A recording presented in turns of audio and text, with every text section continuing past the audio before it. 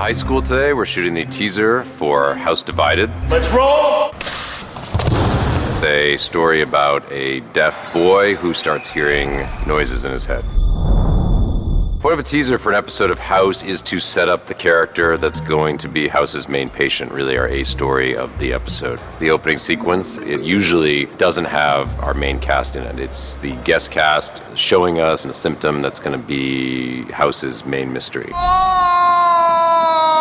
Teasers are always limited to a couple of minutes or 3 minutes at the most, so it's always a challenge to kind of encapsulate everything you want to say about something in that short period of time. So it's always a challenge making it work. This teaser is going to take about 8 hours of our day to photograph. We've dedicated a short day to it on the weekend so that it could stand alone.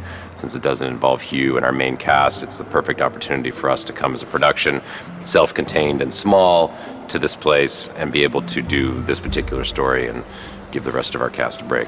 Most teasers are shot away from the hospital, and it's always fun going out, although sometimes it's a logistical nightmare because moving the crew and all our equipment and everything is a lot of work. But for me, it's like a breath of fresh air because they're just like little films in themselves, and that makes it great fun and for the cinematographer to do that. So I really enjoy them. Everybody does seem to breathe and feel a sense of relief to get away once basically a week to shoot something that they don't normally get to do. We do love the hospital. It's a great thing to shoot. There's always a different way to come at it. But in terms of getting off the stage and being on location, there's an energy to the physical space that you can't necessarily create on stage.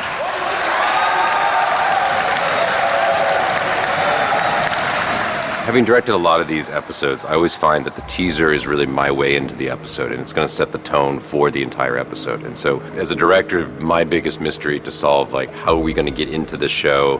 What about the teaser will set the tone for the whole episode that follows? We had a immediate challenge with the fact that the kid was deaf, and we were just going to get into a lot of logistical challenges that we don't normally encounter for us as a show, as well as aspects of storytelling that I personally haven't worked with. So from the one standpoint of production, we had to figure out how we were going to communicate. We wanted to use as many deaf actors as possible, both in the stands, as part of the wrestling team, as well as our two actors. We had several meetings trying to decide, okay, just the logistics of this teaser, how are we going to let them know that we're rolling? So we've got the ADs waving flags. How are we going to communicate all this information so that we can keep the set as efficient as possible, as we always have had it, and we take for granted so often that we can all hear and communicate.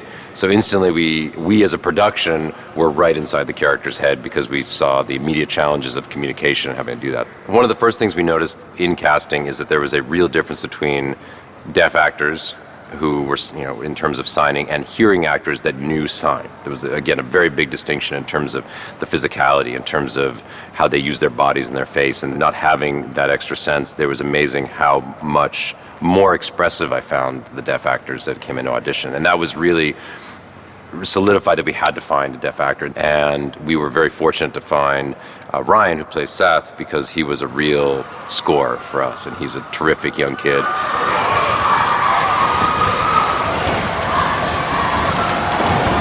There's not a lot of young deaf actors. It's just culturally, there is not. To the point where we couldn't find the girl that was going to play his girlfriend. And it was Trishelle that came along out of calls to all the deaf schools in Los Angeles. And we had a great response, and we found this great girl to play Laura. These two kids are great. In the case of Claire, the mom, we wanted to get the best actress for the part, not somebody who could sign and act, because we just found that that would limit the pool, and we figured we could teach somebody that was the right actress to sign. So we had to get a very specific teacher, which turned out to be the same woman that does all the deaf signing on Sesame Street. It was very exciting. Celebrity to me. She was able to teach the actress signing over a couple of sessions for the scenes in the script. And on set, we have a translator who's not a teacher. So those are two very separate jobs. So we learned that, which we didn't know. I'm used to just being able to go up to somebody and speak directly. This is just that added element of interpretation that goes, but it's been incredibly successful. It just, everything has an extra step added to it, but it's a step worth taking. Rob, you can give me a little more feet. More feet. Him hopping, just the feet, that was kind of cool. but the movements you don't have to sway as much or move as much. For the show, which is mostly contained in a hospital, we have an exceptional amount of background actors today. We've got probably 100 on each side of the stands, as well as probably another 50 between our wrestling team and our referee and everybody else. So everything is at a bigger scale. It's why we're here on a Saturday, especially because it was the only way to get this many kids out of school. It all starts with the script. Liz and Matt wrote a great deal of subjectivity within the script. So if you look at the passage of the script, we feel like we're in his deaf point of view. We feel like we're with him for these concussive explosions that are going on in his head. So it started on the page, and from the page we looked at the mechanics of wrestling, and I was looking at the physical space that was being used, which was circular, and it was going to be moving from all sides, which immediately justified the circle track, which was going to be tricky because so much of the action would be on the floor. It was important to recess the track down below at a lower level. Now, because this is a real place, we can't dig holes into their floor, so we had to raise the whole set. So even if you see on the mats, the mat is up a few inches so that we could sink the track down. At any angle, if you look, and if you get low enough on the ground, the divots basically disappear, so you're never noticing them. So this allows us to go 360 degrees and not see ourselves and not give away anything, which is why we're all tucked in behind bleachers. I thought it was a wonderful idea, just have this incredible spinning movement around, two men fighting. I mean, because wrestling really is a gladiatorial sport. I mean, it goes back to sort of ancient Greece and all of that, and it really hasn't changed very much apart from the clothes people wear. So it suited that kind of action, and so the circular track worked in a brilliant way. A teaser like this, it's like an action sequence. It might as well be a gunfight or a car chase. There's tons of little pieces. I mean, from the track, we've probably done 75% of our shooting today because it's allowed us to move everywhere, shoot everything, and it's also where his point of view is. So if we turn the camera facing out to the crowd, I mean, that's going to work for his point of view. And if we're turned in, we're able to close in, and I'm back at the monitor. I had a zoom control where I could zoom the camera remotely so that I could be spinning around and getting close into his head while he started to go through the pain. So hopefully the idea is that as the agony is starting, that the pain and the noise is represented by his reaction, but also the camera is telling a very specific story. 24 frames. Next letter, please. Although it seems like we're just going around in circles, every time we go in a circle, we're doing something different with either the frame rate, meaning we're doing slow-mo, we're doing normal speed, we're doing shutter angles, we're doing something different every single time that we've gone around that circle. And it seems like the same thing's happening all day, but in reality, what's going on with the camera is a whole other kind of chemistry.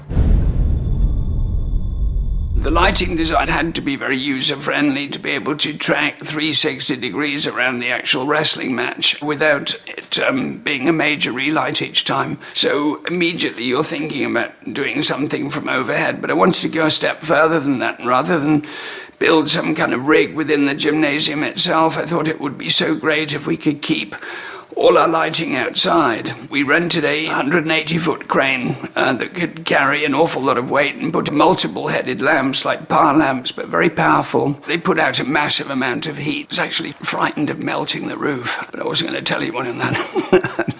And then we could project light straight down through the lucky to be existing glass skylight. What this did was to kind of center the light on the actual ring and allow it to fall off on the audience, and that's kind of the natural way you expect to see any kind of match, all the lights on the performers in the ring, and then it sort of falls off towards the outer edges, so you're very aware of an audience, but they're not so bright. It's been really freeing because we can go anywhere and we're using it as though we're actually working with the sun, which is allowing us to go very quickly and get all these pieces. And also it turned out to be the best possible thing to sort of show muscle and body and human form. It was a really nice way of doing it because when the body moves you see the shadows, and it brought out all the shapes of the biceps and all of that anatomical detail, which was great. We've also added a layer which we haven't quite gotten to yet, the idea that during the concussive blast in the teaser that we're putting the A and B camera next to each other, almost like your eyeballs if you were to close your eyes and blink from one side where the images shift.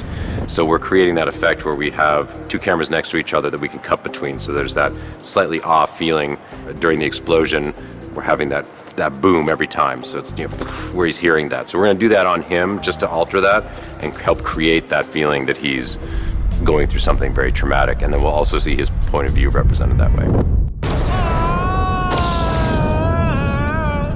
We also, in some shots, used a very narrow shutter angle, which gives you a very staccato kind of sharpness to the shots, so that when people move, it's almost like rapid fire flash, in a way, if you think about it in terms of movies. So it worked really, really well. And, that and the combination of high speed to give you a different kind of language to intercut shots that were sort of slow-mo moving, and then shots that were, like that. Gave Greg, I think, some really interesting textures to play with in the edit. Johnson! Miller!